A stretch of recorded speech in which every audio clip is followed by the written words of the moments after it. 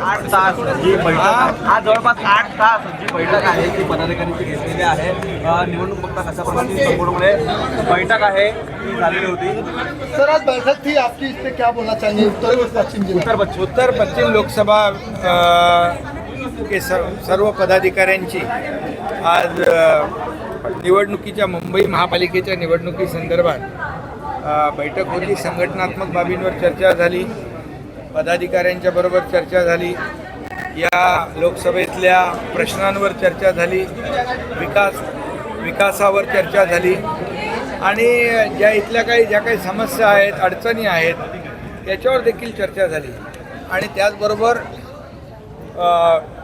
या लोकसभा मतदारसंघातले खासदार रवींद्र वायकर यांच्या या मतदारसंघातले 6च्या 6 विधानसभा मतदारसंघातल्या सर्व पदाधिकाऱ्यांना एक विधानसभा करून सगळ्यांची 1 to 1 चर्चा केली, त्यांच्या सर्व अडचणी समजून घेतल्या आणि वॉर्डनिहाय त्या ठिकाणी बैठक झाल्यामुळे हे खऱ्या अर्थाने प्रत्येक वॉर्डमध्ये जे काही प्रश्न आहेत, समस्या आहेत याची माहिती या ठिकाणी घेतली। संपूर्ण आढावा या लोकसभेचा घेतलेला आहे आणि एकंदरीत जर पाहिलं तर या लोकसभा मतदारसंघामध्ये शिवसेना भाजपा महायुती जी आहे या ठिकाणी खूप मजबूत आहे आणि रिझल्ट जे आहेत या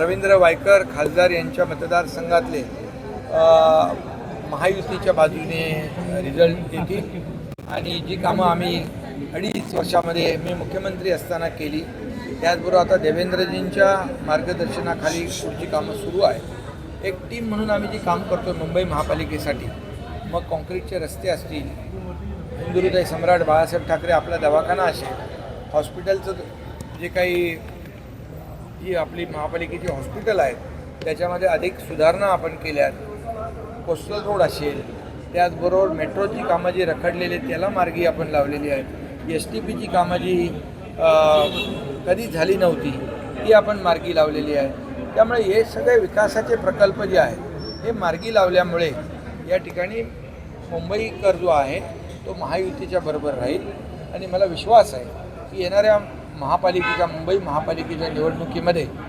पूर्णपणे महायुतीचा भगवा प्रचंड बहुमताने या ठिकाणी फडकल्याशिवाय राहणार। सकाळ.com आहे देशातील नंबर 1 ची मराठी न्यूज वेबसाईट।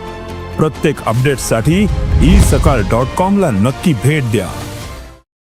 उद्घाटन देखील झालेले आहे, त्यामध्ये नरेंद्र मोदींच्या हस्ते अनेक उद्घाटन झालेले आहे। त्यामध्ये सागरी प्रकल्प असतील, त्यामध्ये आपला पालघरचा असेल, त्यासोबतच मेट्रोचं काम देखील मोठ्या प्रमाणात झालेलं आहे आणि बुलेट ट्रेन खास करून जी मुंबईमधून जाणार आहे त्याचा देखील महत्त्वाचा टप्पा आहे तो आज पार पडलेला आहे। खरं म्हणजे आदरणीय प्रधानमंत्री नरेंद्र मोदीजींना मी धन्यवाद देतो।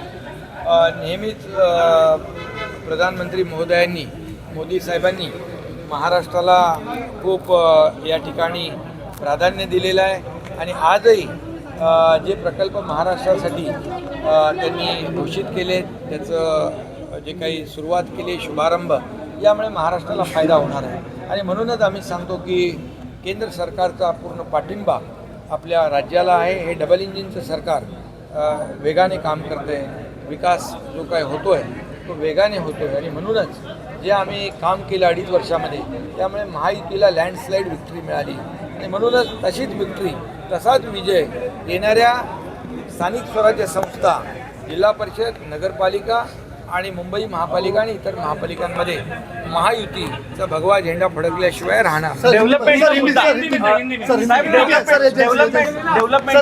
घेऊन ठिकाणी आहे ते प्रकल्प प्रगतीपथावरती आहे। डेव्हलपमेंटचा मुद्दा मोदींनी देखील बोलून नाही, डेव्हलपमेंटच आमचा अजेंडा आहे। आदरणीय प्रधानमंत्री महोदयांचा देखील डेव्हलपमेंट हा अजेंडा आहे।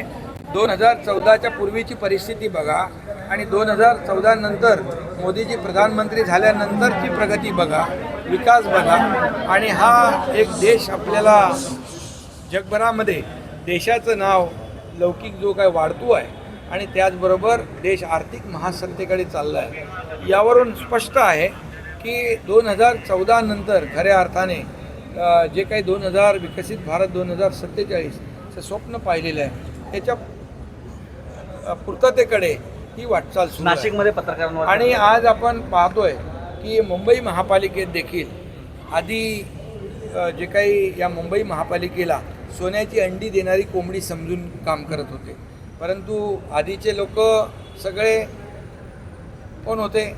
पेमेंटवाले. पण आम्ही डेव्हलपमेंटवाले आहोत. आणि आता यापुढे देखील अनेक प्रकल्पांमध्ये पूर्वी काय झालं आपण पाहिलेलं आहे.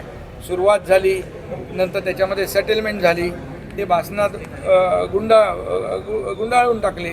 आणि म्हणून आता नो सेटलमेंट, ओनली डेव्हलपमेंट हा आमचा अजेंडा या ठिकाणी महायुतीचा आहे. आणि म्हणून डेव्हलपमेंट मुंबईकर सुज्ञ आहे, तो काम करणाऱ्या लोकांच्या पाठीशी उभा राहील. नाशिकमध्ये में आपकी बैठक में क्या बोला चाहेंगे? पत्रकारांना देखील मी बोललो त्यांच्याशी आणि त्यांना देखील सांगितलं शासन तुमच्या पाठीशी आहे, चिंता करण्याची गरज नाही. आणि त्यांची जबाबदारी देखील आपण घेतलेली आहे. त्यांच्यावर कठोर कारवाई करण्याच्या सूचना दिल्या. त्याचबरोबर जी कंपनी तिथं टोल कंपनी जे पैसे वसूल करते त्यांना देखील सस्पेंड करण्याचं, त्यांना देखील काढून टाकण्याचा निर्णय घेतला. आणि त्याप्रमाणे दोन्ही कारवाई त्या ठिकाणी. देश विदेशातील प्रत्येक घडामोडींचे लाईव्ह अपडेट मिळवण्यासाठी आता साम टीव्हीच्या सर्व सोशल मीडिया प्लॅटफॉर्मला लाईक, फॉलो आणि सबस्क्राईब करा. तसंच सर्व नोटिफिकेशनसाठी बेल आयकॉन प्रेस करायला विसरू नका.